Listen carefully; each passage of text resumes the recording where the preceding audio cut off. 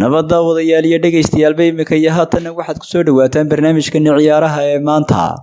Qodobada aad ku maqli doontaan waxaa ka mid ah Man City oo Leicester City xasuuq u geysatay, Arsenal oo sida geela ugu tumatay Norwich, Chelsea oo iyaduna badisay. Qodobadaas iyo kuwa kale oo aad u xiiso badan ayaad maqli doontaan. Daawadayaal ha ilaawin inaad subscribe saartaan.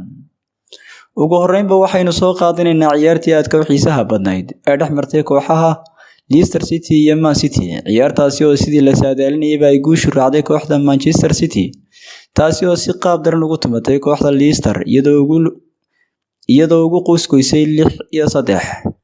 Kooxda Man City ayaa hoggaanka sii dheeraysatay iyadoo intahan aan ka dhaqaaqday kooxihii daba boodayay, iyadoo halkeedii ka sii wadatay guulihii xiriirka ah ee ay baryahanba gaadhaysay.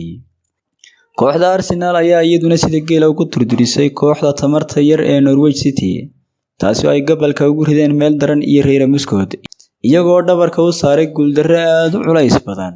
Iyagoo ka gami waayay guusha ay gaadheen waxa ay ku gaadheen 5-0. Kooxda Chelsea ayaa iyaduna dhabaha guulaha dib ugu soo laabatay kadib guushii ay ka gaadhay kooxda macallin Gerrard ee Aston Villa, iyadoo ku dhaaftay ciyaar ku soo idlaatay 3-1. balse Chelsea ayay ka dhaawacmeen ciyaartoy muhiim ah kuwaasi oo kala ah Silva iyo Kante.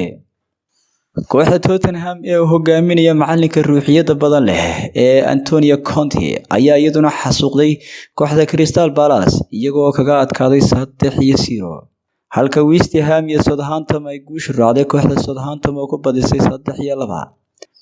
dhinaca kale kooxda shinida ee Brentford ayaa cawska lagu jiiday kadib markii kooxda Brighton ay ku habaabisay 2-1. daawadayaal, barnaamijkeeni ciyaaraha halkaasi ha inoogu joogo. Waxaa idinla socodsiinayay anigoo Xasan Barre Ducaale ah.